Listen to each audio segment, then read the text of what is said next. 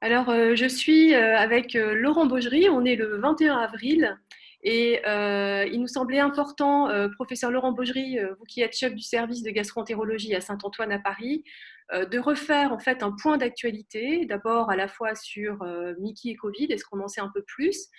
Parler aussi des essais cliniques parce que ce sont quand même des espoirs de traitement en cours. Et puis, reparler aussi du parcours de soins et de comment un patient, par exemple, s'il a une poussée, peut revenir ou venir en consultation auprès de son gastro-entérologue. Alors, première chose, Laurent Baugerie, au 21 avril, qu'est-ce qu'on peut dire aujourd'hui du lien entre Covid-19 et Mickey? Est-ce qu'on a des raisons de s'inquiéter quand on est malade de Mickey et par exemple sous immunosuppresseur? Qu'est-ce qu'on sait aujourd'hui? Est-ce qu'on a des expériences de malades de Mickey et qui ont eu le Covid? Bonjour à tous, je crois que pour vous donner une réponse simple, il n'y a aucun lien établi entre les Mickey et le Covid. Alors, si on rentre un petit peu dans le détail, quand on a une Mickey, on ne va pas attraper plus facilement le Covid, ça dépend un petit peu de son mode de vie, hein, mais ce n'est pas du tout dépendant de la Mickey. Et puis ensuite, si on prend les traitements un par un, il n'y en a aucun actuellement dont on a démontré formellement qu'il conférait un risque accru d'attraper le Covid. Alors, c'est vrai des dérivés du 5-ASA, hein, Pentasa, Rovasa, Fivasa, etc., même si c'est grossièrement de la même famille que ce qu'on appelle les anti-inflammatoires non stéroïdiens, ça n'a absolument pas les mêmes effets délétères, donc il ne faut surtout pas les arrêter. La cortisone, on est moins au clair. Il semble que à certains stades de la maladie Covid, c'est plutôt mauvais parce que ça favorise la prolifération du virus. Ça peut aider dans les formes plus tardives où il y a beaucoup d'inflammation. Mais pour faire simple, quand on a une Mickey et qu'on reçoit de la cortisone, il ne faut surtout pas arrêter de soi-même. C'est une catastrophe parce que là, on peut se retrouver, si on n'a pas pris l'avis du docteur, en réanimation parce que si on en prend depuis des années et qu'on arrête brutalement, on va faire ce qu'on appelle une insuffisance aiguë des glandes surrénales. Donc, il ne faut surtout pas toucher à la cortisone quand on en prend un peu. Et puis, alors, du côté du docteur, quand on a à traiter une poussée un peu forte, c'est notre problème de savoir si c'est mieux de choisir, comme d'habitude, la cortisone ou s'il faut privilégier les immunosuppresseurs. Alors, à propos des immunosuppresseurs, l'éthiopurine, les anti-TNF, le vedolizumab, tous les signaux sont rassurants et ouverts à travers le monde entier. Alors, simplement, je vous donne l'expérience de Saint-Antoine où on a 1400, par exemple, patients qui reçoivent des anti-TNF. Ben, à ce jour, hein, les jours ont passé, à ce jour, on n'a connaissance d'aucun cas critique de Covid, donc c'est extrêmement rassurant et ça, c'est en lien, en ligne avec tous les résultats qu'on a à travers le monde. Alors, la question, c'est du coup, est-ce que quand on a quand même de la cortisone, est-ce que vous pensez, Laurent Baugerie, qu'il faut appeler son médecin pour voir quel pourrait être le projet éventuellement d'arrêt de la cortisone? Donc, je pense que quand on reçoit des petites doses de cortisone, d'abord, il y a peu de patients qui en reçoivent de façon prolongée, chronique, hein, c'est devenu très, très minoritaire. En général, ce ne sont pas des très fortes doses et il ne faut surtout pas y toucher. Si les patients sont très anxieux, veulent absolument avoir confirmation de leur médecin, ben, ils essaient de se mettre en lien. On verra tout à l'heure comment on peut communiquer avec son docteur en temps de crise. Bon, on a vu qu'on pouvait être plutôt rassurant sur le fait qu'on n'était pas plus à risque d'un Covid grave quand on a une Mickey. Mais si malgré tout, ben, j'attrape le Covid, est-ce que je suis à risque de déclencher une poussée de la maladie?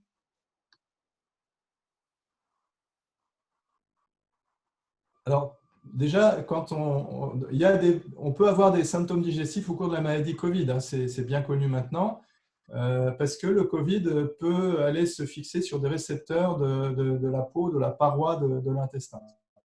Donc, on peut avoir une diarrhée qui va être attribuable à la fois à la maladie Crohn ou la rectocolite et à la maladie Covid. Maintenant, donc ça va durer quelques jours, hein. Les infections Covid ne sont quand même pas des maladies chroniques du tout, hein. Alors, ce qu'on peut se demander, c'est si cette infection Covid, comme une infection, par exemple, à une bactérie comme le Clostridium difficile ou comme un Campylobacter, ça peut redéclencher une poussée de Crohn qui va durer 1 mois, 2 mois, 3 mois. Aujourd'hui, c'est beaucoup trop tôt pour le dire et l'impression générale n'est pas que des fortes poussées, des poussées sévères, aient été déclenchées par le Covid. Pourquoi je vous dis ça? parce que je passe mon temps en hôpital de jour à voir des patients qui ont eu des infections Covid vérifiées ou pas par le test, hein, ou simplement des présomptions très fortes de Covid. Et jusqu'à présent, aucun n'a à cette occasion démarré une très forte poussée de Mickey. Donc, les premiers éléments sont plutôt aussi rassurants dans le sens où le Covid ne va pas déséquilibrer la Mickey indépendamment de son traitement. D'accord. Alors là, on va parler des essais cliniques. Il y a un certain nombre d'essais cliniques. Alors les essais cliniques, c'est pour tester finalement des traitements sur les cas de personnes qui ont des Covid. Qu'est-ce que vous avez en fait à nous dire sur ces essais cliniques? Quel type d'essais cliniques sont en cours? Et est-ce qu'on peut avoir de bons espoirs sur les essais cliniques? Alors aujourd'hui, il faut séparer ce qu'on appelle les antiviraux, les médicaments qui sont censés empêcher la multiplication du virus, la réduire, la raccourcir, et puis les médicaments qui vont essayer de contrôler l'espèce d'emballement inflammatoire qui survient dans les cas les plus graves. Alors, si on prend les antiviraux, évidemment, tout le monde a entendu parler de l'hydroxychloroquine. Il y a presque une centaine d'essais qui sont en cours dans le monde. Si on prend les premiers résultats publiés, à commencer par ceux du professeur Raoult de Marseille, il n'y a vraiment à ce jour rien de convaincant dans le bon sens du terme, c'est-à-dire que les patients de M. Raoult ont évolué exactement comme ceux qui ne prennent pas d'hydroxychloroquine. Et puis on a même des premiers résultats un petit peu officieux d'essais avec tirage au sort contre ce qu'on appelle un placebo, et qui ne sont pas très bons et qu'il faut donc attendre. En tout cas, moi, si j'attrapais le Covid aujourd'hui, je ne me traiterais sûrement pas par l'hydroxychloroquine. Alors ensuite, on a d'autres antiviraux qu'on est allé reprendre dans des domaines où vous avez fait leurs effets. Donc la seule piste qui reste actuellement parmi les antiviraux, c'est un médicament dont le président Trump n'arrive pas à prononcer le mot, le Remdesivir, qui est un médicament qui a fait sa preuve dans d'autres fièvres virales comme Ebola, et qui lui a l'air de, pas encore dans le cadre d'essais avec tirage au sort, mais donner des résultats probablement plus intéressants.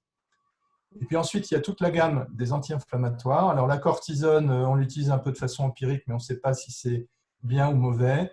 Il y a des médicaments plus chics, entre guillemets, des biologiques, hein, comme dans les Mickey, pour bloquer, par exemple, on parle d'orage cytokinique, hein, pour bloquer certaines cytokines.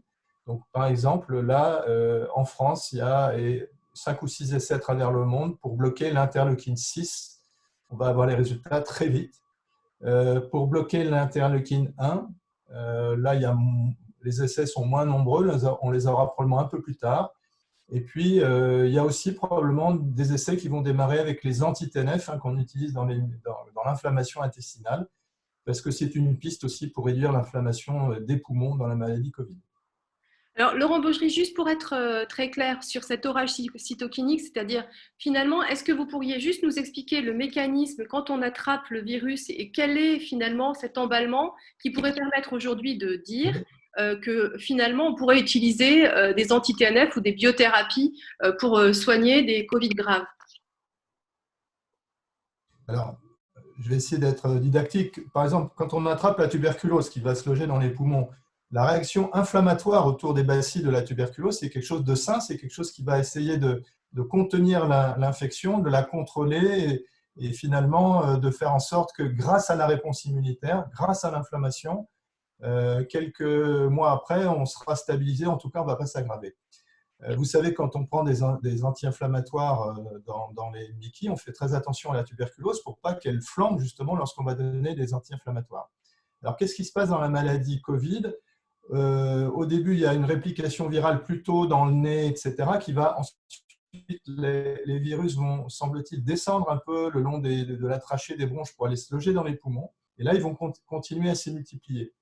Donc, il y a une réaction inflammatoire qui est tout à fait normale et souhaitable. Le problème dans les cas les plus graves qui vont jusqu'à la réanimation, c'est que cette réaction inflammatoire devient ce qu'on appelle en anglais ou en français inappropriée, c'est-à-dire qu'elle est inefficace et elle est beaucoup trop forte. Et cette inflammation, c'est un afflux de cellules dans les poumons qui vont finalement détruire le tissu pulmonaire. Et les patients vont décéder de ça. Donc, ce qu'on essaye de faire, c'est d'une part essayer de contrôler ce phénomène inflammatoire et puis aussi peut-être de réduire la multiplication des virus pour que cet orage cytokinique soit moins fort. Donc, on essaie de contenir l'orage et de faire que ce qui a déclenché les conditions de l'infection virale qui ont finalement abouti à cet orage soit mieux maîtrisées. Donc, c'est probablement ce qu'on parle des combothérapies dans les MICI, ça sera probablement les pistes d'avenir, ça sera l'association d'un traitement pour contrôler l'infection virale et un traitement anti-inflammatoire lorsque l'inflammation est devenue beaucoup trop forte et plus du tout efficace.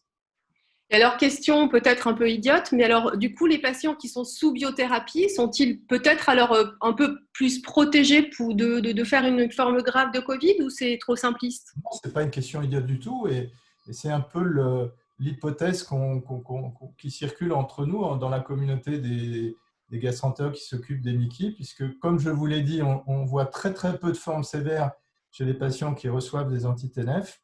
Et comme je vous l'ai dit aussi, on va à l'échelle de la PHP, dans une espèce de plateforme d'essai, on vient de proposer un essai. Alors, c'est un essai où il y aura un bras dit contrôle, où on fait le traitement normal, ce qu'on appelle le standard of care en anglais, les traitements usuels. Et puis un autre où on va faire de l'infliximab. Et puis un troisième où on va faire de l'infliximab plus de l'interféron alpha. Et cet interféron, c'est aussi une cytokine, mais qui est pas anti-inflammatoire, qui est anti-infectieuse. Ça permet, l'interféron, ça a été utilisé dans l'hépatite C, l'interféron permet de mieux contrôler la réplication virale. Donc vous voyez, on essaie de réfléchir à des associations thérapeutiques les plus intelligentes possibles. Et vous savez, malheureusement, en recherche clinique, tant qu'on n'a pas fait des expérimentations chez les patients, ce n'est pas possible de savoir si le traitement s'avère efficace comme on le pensait, voire l'inverse. D'accord, merci beaucoup, c'est très clair. Dernière petite question, parce que ça nous semble très très important dans l'organisation des soins. Vous savez quand même qu'il y a eu, vous le savez mieux que personne, qu'il y a eu des reports, des annulations de consultations, et qu'il y a eu beaucoup des problématiques avec les patients qui n'ont pas été forcément, enfin, sont plus des gens qui vont un peu se contenir finalement dans les symptômes qu'ils peuvent avoir de leur maladie et éviter à tout prix finalement d'appeler le gastro-entérologue pour éviter une consultation et pour éviter d'attraper le Covid-19. Et on a beaucoup maintenant de cas de personnes qui finalement ont des poussées de la maladie et veulent éviter d'aller à l'hôpital pour le traitement. Qu'est-ce que vous pouvez leur dire? Quel message aujourd'hui transparent, clair, on peut avoir du parcours de soins dans le système de santé à l'heure actuelle? C'est quoi votre expérience?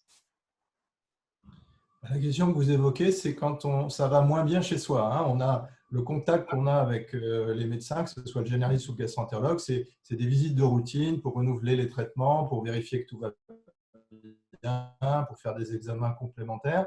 Mais lorsque la maladie a tendance à revenir, à se mettre en poussée, eh bien, comment est-ce qu'on interagit hors crise Covid? Eh bien, à ce moment-là, on va appeler la secrétaire du docteur, on va appeler l'hôpital. Quand on a très mal en pleine nuit et qu'on se demande si on n'est pas en train de commencer à faire une occlusion, voire un abcès, voire une péritonite, ben, ce qui se faisait jusqu'à mars 2020, c'est que les patients montaient dans leur voiture, appelaient les pompiers, le taxi et allaient au service d'accueil des urgences de l'hôpital le plus proche ou de l'hôpital dans lequel travaille leur gastro-entérologue.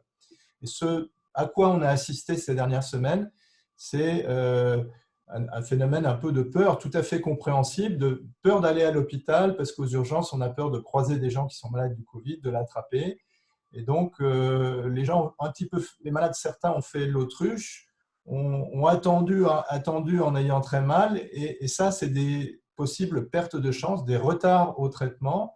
Et quand c'est, comme je vous disais, un abcès ou une péritonite, ça peut avoir des conséquences tout à fait dramatiques. Donc, mon message, c'est comportez-vous naturellement quand ça va moins bien. Alors, si c'est à 2 heures du matin et que ça va très mal, continuez à aller aux urgences, parce que vous n'arriverez pas à joindre votre docteur habituel. Si c'est simplement un moins bien entre deux consultations de routine, eh ben, osez essayer de joindre votre docteur. Je crois qu'il y a un système de solidarité entre les patients et les médecins qui doit jouer, c'est-à-dire que si vous n'osiez pas écrire à votre médecin par son adresse email, que en général on trouve relativement facilement sur les sites internet, ou peut-être que vous aviez quelque part sur des ordonnances, n'hésitez pas à le faire. Dans les services, on essaie quand même de se réorganiser, même si on ne fait plus de consultations présentielles de routine. on garde la porte ouverte pour tout ce qui est urgent, des avis téléphoniques, des avis par vidéoconsultation et des échanges par Internet qui permettent de débrouiller les situations et de faire en sorte qu'on n'aboutisse pas à ces retards qui sont dommageables à tout le monde. Et Laurent Baugerie, dans les cas où finalement je dois me rendre à l'hôpital aux urgences ou même dans un service de gastro pour une consultation, les mesures, enfin pas une consultation, mais pour une hospitalisation par exemple, admettons, les mesures de protection des patients qui ne sont pas atteints de Covid, votre expérience c'est quoi à Saint-Antoine? Ben, c'est une réorganisation permanente avec une éthique de responsabilité. Évidemment, on n'a absolument pas envie que nos patients courent le risque de s'infecter. Donc, il y a des circuits Covid plus, Covid moins ou Covid suspect. Si quelqu'un arrive avec une poussée de Crohn, mais qu'il a en même temps qui tousse et qu'il a de la fièvre, on le prélève, on le met dans un secteur dit tampon, où on attend le résultat avant ce patient soit admis dans un secteur dit Covid plus ou Covid free ou Covid négatif. Fort heureusement, là, vous savez, en France, on a vu la fin de cette première vague qui n'a pas été, on a été au bord de la submersion du tsunami, mais finalement, les choses ont été bien contrôlées par un phénomène de solidarité nationale extraordinaire, des déplacements, des transferts de patients, etc. Donc là, on souffle un tout petit peu, mais on voit arriver, comme on l'a dit tout à l'heure, nos patients qui se sont retenus de consulter, qui ne vont pas bien. Donc, je vous donne par exemple l'exemple de notre service. Notre service, pendant deux semaines, il a été à moitié avec un secteur Covid plus et un secteur Covid moins. Et là, depuis 2-3 jours, il est redevenu entièrement Covid moins. Les chirurgiens ont toujours continué, malgré la tempête et la crise, à opérer en urgence les patients atteints de péritonite, qu'ils soient Covid plus ou Covid moins. Donc, il faut faire confiance au corps médical. Il y a les cellules de crise travaillent d'arrache-pied. Quand un secteur Covid plus redevient Covid moins, il y a 24 heures de travail, de désinfection, etc.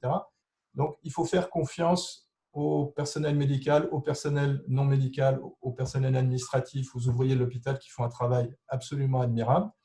Et je dirais, pour être un peu provocateur, que je pense que avoir peur d'attraper le Covid quand on va à l'hôpital se faire soigner, c'est normal, mais mon intuition personnelle, c'est qu'on a davantage de risques de l'attraper en allant au marché du coin, au supermarché du coin, sans porter de masque pour le moment, mais vous verrez qu'on en portera tous très, très bientôt. D'accord, bon c'est très clair. Donc le message c'est qu'il faut aller consulter quand on a des signes qu'on juge inquiétants. Il faut oser, il faut y aller, il faut vous faire soigner. Bien, mais écoutez, je vous remercie de nous avoir consacré quelques minutes de votre temps précieux, cher Laurent Baugerie. Merci pour toutes ces nouvelles. Et puis, je vous dis à très vite. Très vite et merci. Au revoir. Au revoir.